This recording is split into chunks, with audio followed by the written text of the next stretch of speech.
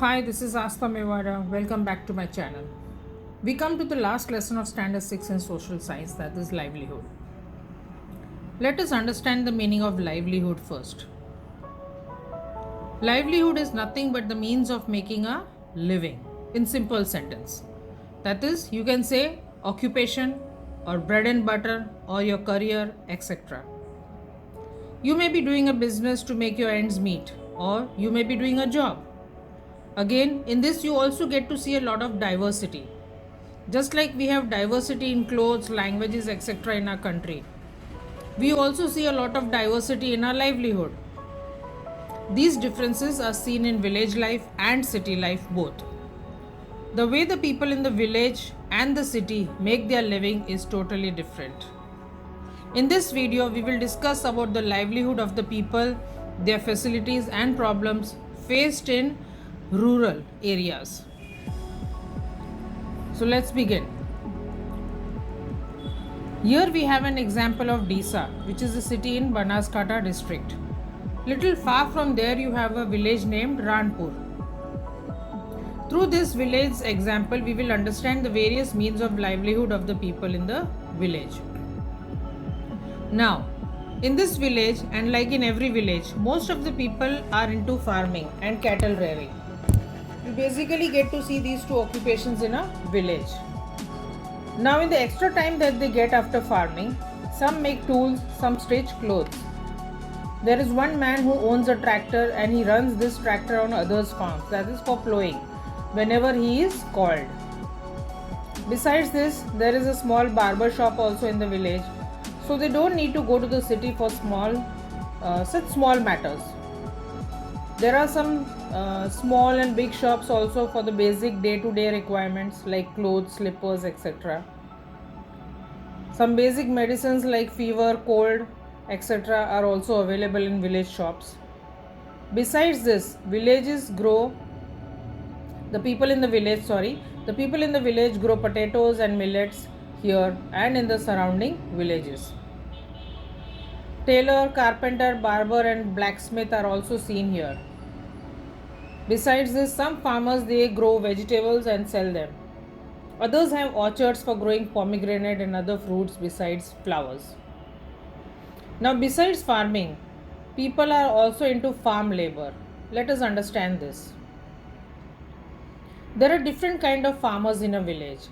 Some farmers own several hundred acres of land, while some own a few acres, while some are landless. The landless farmers are the ones who do not have a land of their own. They work on others' fields and are paid on a daily basis. Now, the main thing to note here is that they do not get work throughout the year, especially in the months from January to May. At such times, they have to find work elsewhere or go to the city in search of work. They face a lot of problem when there is sudden need of a big amount of cash due to some reason like sickness etc. And at such times they have to borrow money from the money lender, which has to be repaid back with interest, and the rate of interest is also quite high. At such times they may even go into debt. They may have to sell whatever little they have with them. The small farmers are better off than the landless laborers. They have small plots of land. They manage to grow crops enough for themselves and sell some of it.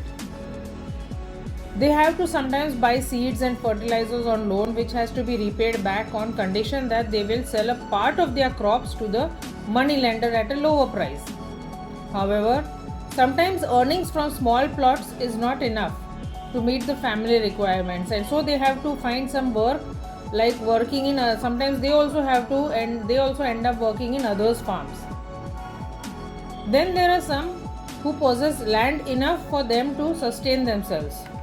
These farmers sometimes employ landless farmers for their cultivation work. Now coming to the big farmers. They own large acres of land.